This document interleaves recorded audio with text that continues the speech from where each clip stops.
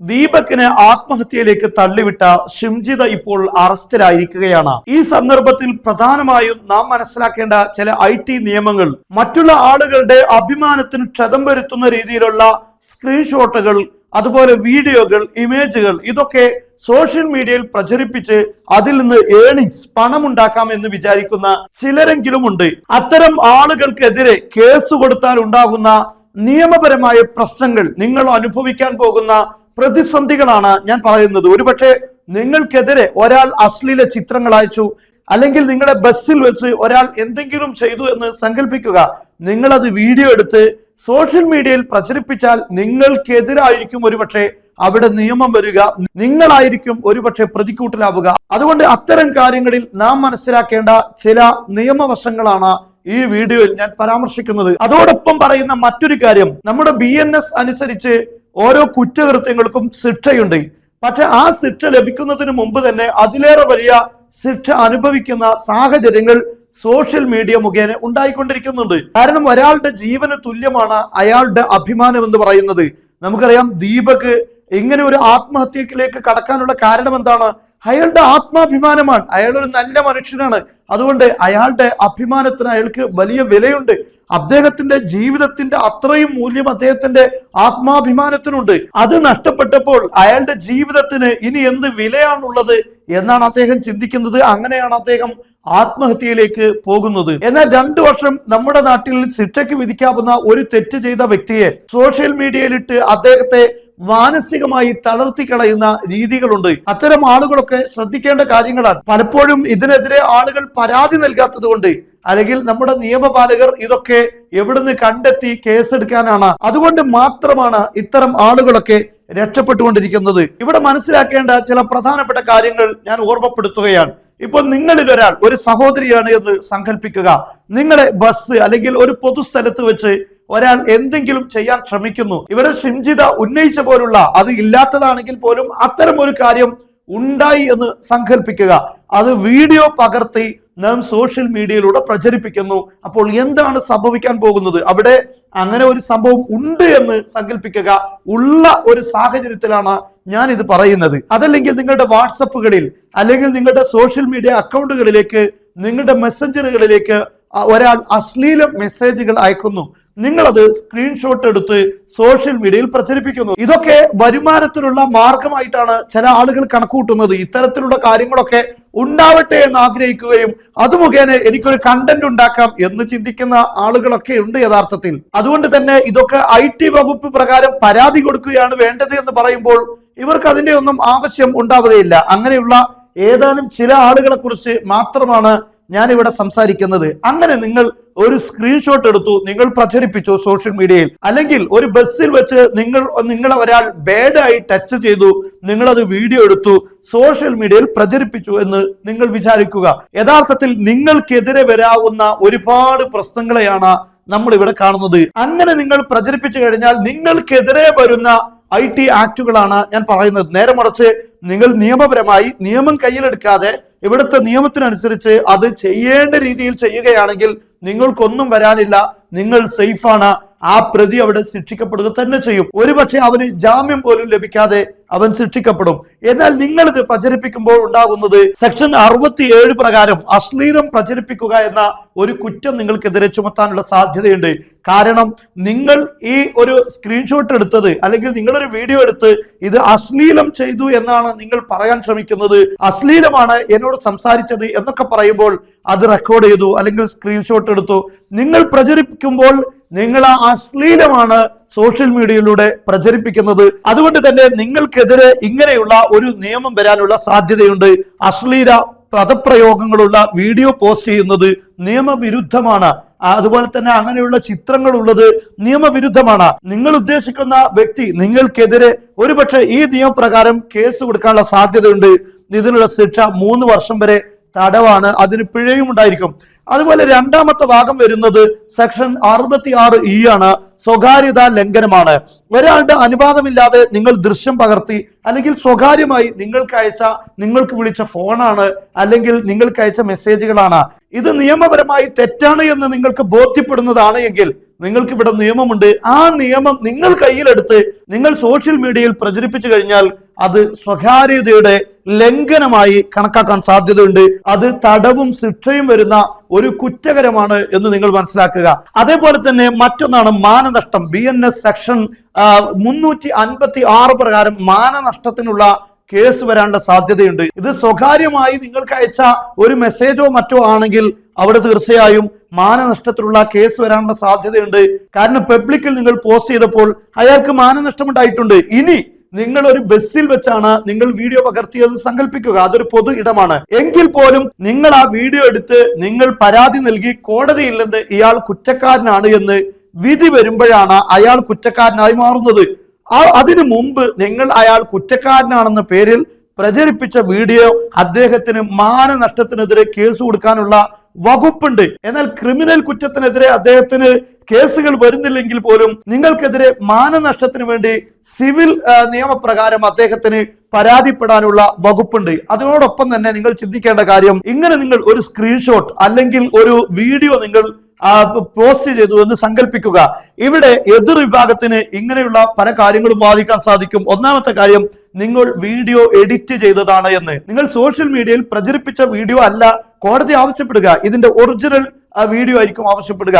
നിങ്ങൾ അതിൽ എഡിറ്റ് ചെയ്ത് എവിടെയെങ്കിലും സ്ലോ മോഷൻ ആക്കുകയോ അതല്ലെങ്കിൽ അതിലേക്ക് ഏതെങ്കിലും മ്യൂസിക്കോ അല്ലെങ്കിൽ നിങ്ങളുടെ സംസാരമോ എന്തെങ്കിലും ചേർത്താൽ സമൂഹം ഇയാളെ കൈകാര്യം ചെയ്യണം എന്നൊക്കെ തുടങ്ങി അതിലേക്ക് എന്തെങ്കിലും ഒരു കാര്യം ആഡ് ചെയ്തിട്ടുണ്ടെങ്കിൽ അത് എഡിറ്റ് ചെയ്ത വീഡിയോ ആയിട്ടാണ് കണക്കാക്കുക. നിങ്ങൾക്കത് തെളിവിന് പറ്റാതെ വരും. മാത്രമല്ല സംഭാഷണം സന്ദർഭത്തിൽ നിന്ന് അടർത്തിയെടുത്തതാണ് എന്ന് പറയാം.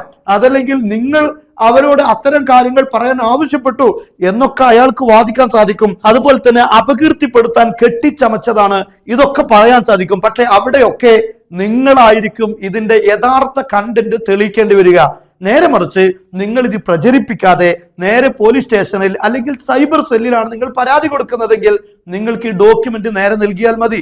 പക്ഷേ സോഷ്യൽ മീഡിയയിൽ പ്രചരിപ്പിച്ചു കഴിഞ്ഞാൽ നിങ്ങൾ അയാളുടെ മാനനഷ്ടത്തിന് നിങ്ങൾക്കെതിരെ അയാൾ കേസ് കൊടുക്കുന്നു. ഇനി ഇത് ശരിയാണെന്ന് തെളിയിക്കേണ്ട ഉത്തരവാദിത്വം പൂർണ്ണമായും നിങ്ങളുടേതായിരിക്കും. ഫോറൻസിക് പരിശോധനയിലൂടെ മറ്റോ ഇത് യഥാർത്ഥമാണ് എന്ന് നിങ്ങളായിരിക്കും തെളിയിക്കേണ്ടി വരിക. അയാൾ തീർച്ചയായിട്ടും ഇത് എഡിറ്റ് ചെയ്തതാണ്, നിങ്ങളുടെ സ്ക്രീൻഷോട്ടിൽ വാട്സപ്പ് ആവട്ടെ അല്ലെങ്കിൽ മറ്റേതെങ്കിലും തരത്തിലുള്ളതാവട്ടെ അതിൽ നിങ്ങൾ എഡിറ്റ് ചെയ്ത് ചേർത്തതാണ് എന്ന് അയാൾ വാദിക്കുമ്പോൾ അല്ല എന്ന് തെളിയിക്കേണ്ട മുഴുവൻ ഉത്തരവാദിത്വവും നിങ്ങൾക്കായിരിക്കും. എന്നാൽ ഈ കുറ്റം തെളിയിക്കപ്പെട്ടു കഴിഞ്ഞാൽ ഈ വീഡിയോ ശരിയാണെന്ന് നിങ്ങൾക്ക് തെളിയിക്കാൻ പോലും സാധിക്കാതെ വരികയാണെങ്കിൽ അത് കെട്ടിച്ചമച്ച ഒരു വീഡിയോ ഉണ്ടാക്കിയതിന് നിങ്ങൾ കുറ്റക്കാരനാണ് എന്നതിന് അപ്പുറം വ്യക്തിഹത്യ നടത്തിയെന്നതിന്റെ പേരിൽ നിങ്ങൾ കുറ്റക്കാരനാകും. വ്യക്തിഹത്യ നടത്താൻ ബോധപൂർവം ശ്രമിച്ചു എന്നതാണ് ഇതിലുണ്ടാകുന്നത്. അതിന്റെ പേരിൽ 2 വർഷം വരെ തടവോ അല്ലെങ്കിൽ പിഴയോ ഉണ്ടാകുന്ന ഒരു കുറ്റകരമാണ്. മറ്റൊന്ന്, നിങ്ങൾ ഇങ്ങനെയുള്ള ഒരു വീഡിയോ അല്ലെങ്കിൽ ഒരു സ്ക്രീൻഷോട്ട് നിങ്ങൾ പ്രചരിപ്പിച്ചു എന്ന് സങ്കല്പിക്കുക. അവിടെ വരാൻ പോകുന്ന ഒന്നാണ് മോബ് ലിഞ്ചിങ്. അതായത് ആൾക്കൂട്ട ആക്രമണത്തിന് നിങ്ങൾ പ്രേരിപ്പിച്ചു എന്ന് പറഞ്ഞാൽ നിങ്ങൾ ഒരു വീഡിയോ ഇങ്ങനെ പബ്ലിഷ് ചെയ്യുന്നു. അതൊക്കെ നിങ്ങൾ നിയമപരമായി നൽകേണ്ട ഒരു ഇടമുണ്ട്. പക്ഷെ അവിടെയല്ല നിങ്ങളത് പോസ്റ്റ് ചെയ്തത്. നിങ്ങൾക്ക് റീച്ച് കിട്ടാൻ വേണ്ടി നിങ്ങൾ എഡിറ്റ് ചെയ്ത് അത് സോഷ്യൽ മീഡിയയിലേക്കാണ് നിങ്ങൾ പബ്ലിഷ് ചെയ്തതെങ്കിൽ അവിടെ തീർച്ചയായിട്ടും അയാൾക്കെതിരെ ആരെങ്കിലും ആക്രമണത്തിന് തുനിഞ്ഞു കഴിഞ്ഞാൽ, കാരണം ഇയാൾ ഇങ്ങനെ ഒരു കുറ്റകൃത്യം ചെയ്തു എന്ന് ആളുകളുടെ ഇടയിൽ പ്രചരിക്കപ്പെടുമ്പോൾ അയാൾക്കെതിരെ ആളുകൾ കൂടി ആക്രമണം ഉണ്ടാകാനുള്ള സാധ്യതയുണ്ട്. അങ്ങനെ വരുമ്പോൾ ഈ മോബ് അറ്റാക്ക് അല്ലെങ്കിൽ മോബ് ലിഞ്ചിങ് ഇതിന്റെ പേരിൽ കലാപങ്ങൾക്ക് പ്രേരിപ്പിച്ചു എന്നതുപോലുള്ള നിയമങ്ങൾ നിങ്ങൾക്കെതിരായി വരാനുള്ള സാധ്യതയുണ്ട്. പ്രതിക്കെതിരെ ആക്രമണത്തിന് പ്രേരിപ്പിച്ചു എന്ന പേരിൽ നിങ്ങൾക്കെതിരെ ശിക്ഷ വരാം. ജനവികാരം ഇളക്കിവിടുക എന്ന ഒരു സാഹചര്യത്തിലൂടെ ജനങ്ങൾ അയാളെ ആക്രമിച്ചു, അയാൾക്കെതിരെ ആരെങ്കിലും കുടുംബമോ മറ്റോ ഒക്കെ അയാൾക്കെതിരെ ആക്രമണം നടത്തി അയാളെ തല്ലി എന്നൊക്കെ സങ്കല്പിക്കുക. അതിന്റെ പേരിലൊക്കെ നിങ്ങൾ കുറ്റവാളിയാകും. മാത്രമല്ല ഇനി തല്ലിയിട്ടില്ലെങ്കിൽ പോലും അതിനുവേണ്ടി പ്രേരിപ്പിച്ചു എന്നതിന്റെ പേരിൽ നിങ്ങൾ കുറ്റക്കാരനാകും. അതുപോലെ തന്നെയാണ് സൈബർ ബുള്ളിയിങ്. ഇതും പരസ്യമായി വിചാരണ ചെയ്യാനും ഭീഷണിപ്പെടുത്താനും ശ്രമിച്ചു എന്നാണ്. ഒരാളെ ഇവിടെ വിചാരണ ചെയ്യാൻ, പരസ്യ വിചാരണ ചെയ്യാൻ ഇവിടെ ആർക്കും അധികാരമില്ല. അതിനിവിടെ നിയമ സംവിധാനങ്ങളുണ്ട്. എപ്പോഴും നമ്മൾ ഈ നിയമങ്ങളെ ബഹുമാനിക്കണം. ഈ നിയമങ്ങൾക്കനുസരിച്ചായിരിക്കണം നമ്മൾ നമ്മുടെ രാഷ്ട്രത്തിൽ നീങ്ങേണ്ടത്. അപ്പോൾ പരസ്യമായി വിചാരണ ചെയ്യാൻ നമുക്ക് അവകാശമില്ല, നിയമം കയ്യിലെടുക്കാൻ പാടില്ല, അതുപോലെ ഭീഷണിപ്പെടുത്താനും ശ്രമിച്ചു. ഇതിന്റെ പേരിൽ നിങ്ങൾക്ക് ശിക്ഷാ നടപടികൾ വരാനുള്ള സാധ്യതയുണ്ട്. അതുപോലെ തന്നെ തെളിവുകളുടെ വിശ്വാസ്യതയുടെ കാര്യത്തിൽ നിങ്ങൾക്കെതിരെ പ്രശ്നങ്ങൾ വരാം. കൃത്രിമമായി നിങ്ങൾ എന്ത് ചെയ്യും, ഫോർജറി, നിങ്ങൾ കൃത്രിമമായി തെളിവുണ്ടാക്കി എന്ന കാര്യം പറയാൻ സാധിക്കും. വീഡിയോ വ്യാജമായി നിർമ്മിച്ചതാണ്, ഡീപ് ഫേക്ക് ആണ്, വീഡിയോ വ്യാജമായി നിർമ്മിച്ചതാണെന്ന് വാദിക്കാനുള്ള സാധ്യതയുണ്ട്. അപ്പോൾ നിങ്ങൾ ഒറിജിനൽ വീഡിയോ, ഞാൻ പറഞ്ഞല്ലോ, സോഷ്യൽ മീഡിയയിൽ ഇടാത്ത, മാത്രമല്ല നിങ്ങൾ ഇത് ലെങ്ത് കൂടുതലാണെന്ന് കരുതി വീഡിയോ ഒരു പക്ഷേ കട്ട് ചെയ്തിട്ടുണ്ടാകും, അതും പ്രശ്നമാണ്. അതൊക്കെ എഡിറ്റിംഗിന്റെ ഭാഗമായി വരും. അതുകൊണ്ട് തന്നെ അത്തരം വീഡിയോകൾ പരിഗണിക്കുകയില്ല.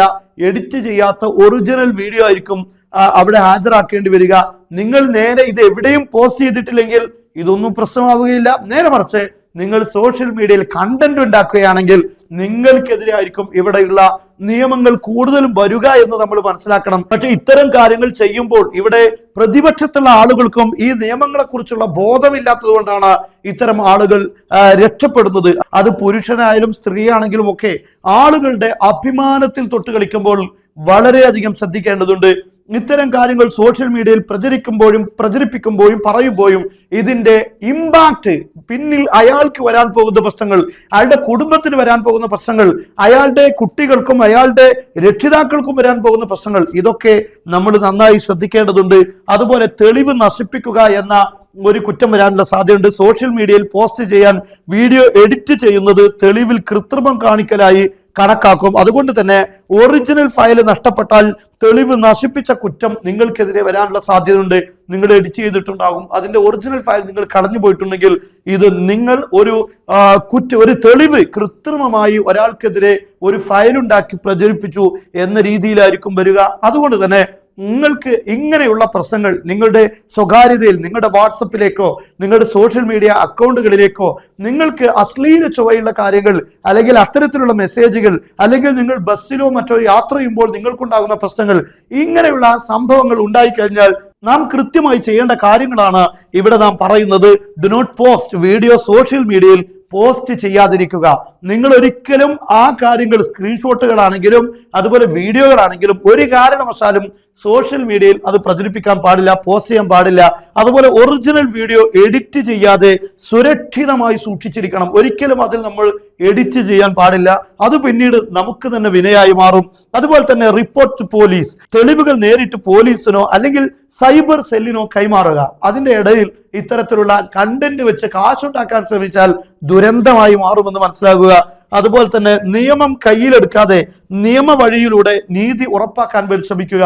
നീതി നമുക്ക് ലഭിക്കും. പലപ്പോഴും ഇത്തരം മണ്ടത്തരങ്ങൾ നമ്മൾ ചെയ്യുമ്പോഴാണ് ഇത് നീതി ലഭിക്കാതെ പോകുന്നത്. കാരണം നമ്മുടെ അപ്പുറത്തുള്ള പ്രതിക്ക് എങ്ങനെയെങ്കിലും രക്ഷപ്പെടാനുള്ള വകുപ്പ് ഇവിടെ യഥാർത്ഥത്തിൽ വാദി പ്രതിയുമാകുന്ന സാഹചര്യങ്ങൾ ഉണ്ടാകും. ഇപ്പൊ വിവാദത്തിലായ സ്ത്രീയുടെ കാര്യം എടുത്തു നോക്കൂ. ഇപ്പൊ ബസ്സിൽ വെച്ച് ദീപക് മോശമായി ടച്ച് ചെയ്തു എന്നാണല്ലോ ഈ സ്ത്രീ പറഞ്ഞിട്ടുള്ളത്. പക്ഷെ അവിടെ ആ സ്ത്രീ ചെയ്യേണ്ടത്, അങ്ങനെ ഉണ്ട് എങ്കിൽ ചെയ്യേണ്ടത് ഇതല്ലായിരുന്നു.